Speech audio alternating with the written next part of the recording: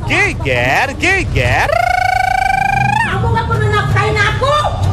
Sobat Ambyar, sudah tak terhitung berapa banyaknya kasus perselingkuhan yang terjadi belakangan ini. Baru-baru ini, selebgram bernama Ayu Sinjai mengungkap bukti perselingkuhan yang dilakukan oleh suaminya ke sosial media.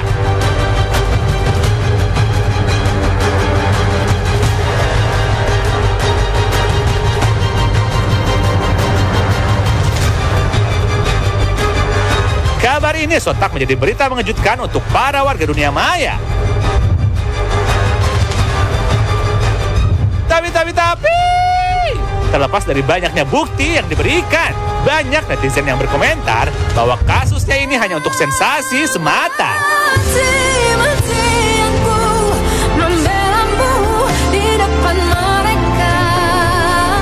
Ya ampun, gimana sih kronologis lengkapnya? Tanyain langsung yuk, hanya di Pagi-Pagi Ambyar. Geger.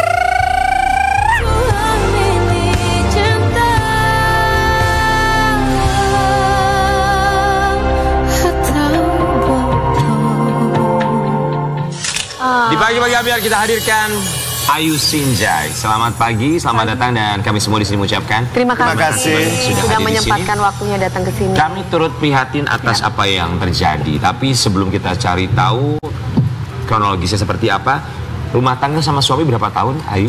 Baru setahun. Baru satu tahun. Baik, itu kan menjadi viral di media sosial ketika kamu mendapati suami kamu bersama dengan seorang wanita yang diduga adalah wanita idaman lain. Tapi awal mulanya tuh kecurigaan itu dari mana datangnya? Feeling, ada curiga gitu ya. Kenapa ya aku akhir-akhir ini suamiku udah berbeda gitu. Walaupun dia tetap romantis, sayang gitu kan sama aku, tapi kita pasti tahu ya lah ya sebagai istri itu kayak gimana kalau gerak-geriknya udah beda gitu kan. Tapi satu contohnya sikapnya misalnya dia nggak ngasih nafkah batin gitu. Tidak menafkahi secara batin? Iya, dari awal aku udah garis 2 sampai aku setelah nifas juga. Gimana sih? Berapa lama kurang lebih tidak mendapatkan nafkah batin? Dari Ya pokoknya hamil 9 bulan sampai aku setelah nifas, berarti ada 10 bulan lebih ya. 10 bulan lebih? Iya. Oh, oke. Kemudian kecurigaan apa lagi yang kamu temukan? Bukti misalnya? Aku curhat tadinya sama kakaknya. Kalau misalnya aku tuh curiga nih sama suamiku, kayaknya kira-kira selingkuh nggak sih gitu kan. Nah itu kalau kakaknya sendiri nggak percaya kalau dia selingkuh kan. Nah habis itu ya pas aku udah bersih nifas tuh sempat aku kayak sholat minta doa gitu ya sama Allah gitu ya. Ditunjukkan gimana suamiku tuh, apa aku yang salah berpikiran jelek ke suamiku, aku kan ya dosa gitu kan. Akhirnya mungkin 2 hari kemudiannya tuh baru ditunjukkan. Pas aku mau berangkat ke luar kota itu, sebelum aku berangkat, aku di situ tahu. Aku tahunya pas di situ, pas aku mau berangkat. Tahunya dari? Tahunya dari handphone dia. Jadi kamu buka handphone dia? Iya. Berarti kamu tahu passwordnya? Aku tahu passwordnya dan memang dia ngasih aku HP-nya. Jadi dia kayak ya udah ini HP-nya kamu cek aja. Iya, dia kayak ya udah cek aja itu HP gitu. Karena memang waktu aku mau berangkat keluar kota itu emang aku nggak ngomong kalau aku mau mampir ke kontrakan dia. Tapi pas aku sampai ke kontrakan dia itu, dia lagi nggak ada. Padahal orang yang selalu izin apapun ya. Maaf, ke kontrakan dia. Memang kalian tidak tinggal bareng? Enggak, kita ketemunya seminggu sekali. Aku di Bekasi, dia di Tangerang. Karena kerjaannya Tangerang. Iya, dia kerjanya Tangerang. Itu memang kesepakatan awal nggak tinggal bareng karena kamu ada di mana dia di mana. Padahal Bekasi Tangerang kan ya walaupun kita tahu beda provinsi, beda kota juga, tapi masih kan bisa dikejar ya. Betul. Bisa dikejar dengan ya karena dia katanya nyaman kerjanya di sana. Di nyaman Tangerang. tinggalnya. Iya. Oh akhirnya kamu ke kontrakannya. Iya. Oke. Aku mampirlah ke kontrakan itu jam 4 subuh. Karena aku nggak ngomong ya, berangkatnya kan tengah malam. Terus habis itu pas aku sampai nggak ada orang di kontrakan itu. Kenapa ya langsung hati aku kayak deg gitu ya, kayak sumpah ini suamiku kok nggak ngomong gitu kalau memang dia nggak ada di rumah, kan bisa dia izin apapun kan. Terus habis itu aku telepon sampai 100 kali nggak diangkat, tapi di pertengahan telepon itu sempat ada yang ngangkat suara perempuan. Nah di situ tuh makin aku lah kok suara cewek gitu kan, tapi hening, habis itu diheningkan. Habis itu aku telepon sampai jam 5:30. Aku telepon dia, katanya dia lagi di rumah temennya dan baru bangun tidur. Terus aku bilang, kamu nggak mau ke kontrakan jemput aku? Terus kata dia gini, aku nggak bisa karena aku udah mau ngajar, katanya dia gitu. Udah mau jam 6. Pekerjaan suami apa? Ini personal trainer. Oke. Sampai akhirnya ketemulah. aku ketemulah, aku yang nyamperin dia ke tempat kerjanya. Terus kata dia, pas aku tanyain dia, katanya dia ketiduran di tempat kerjanya. Jadi berbeda dong jawabannya. Tadi dia tidur di rumah temennya, terus habis itu tempat kerjanya katanya. Nah itu jawabannya sudah ngaco. Habis itu aku ajakin dia di mobil, tapi entah kenapa aku langsung emosi di mobil itu. Padahal aku tuh tidak ada pertengkaran sama sekali sama suamiku. Gak ada kayak kita sebelum-sebelumnya gitu, nggak ada ya, kayak tetap aja kita romantis gitu ya.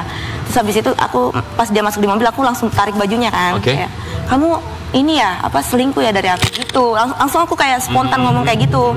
Tapi suamiku ini kayak apa sih katanya kamu ini, astagfirullahaladzim, apa tuduh-tuduh saya. Terus habis itu dia ngasih aku handphone karena dia buru-buru mau ngajar. Isi handphonenya kamu lihat apa? Bukti apa? Video syur mereka. Apa? Video syur mereka. Oke, ada isi chatting juga berarti?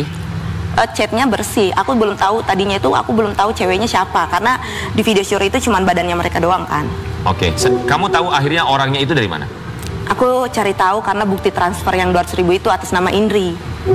Tak cari-cari di kontak WA-nya ada namanya Indri kok, tapi bersih chatnya.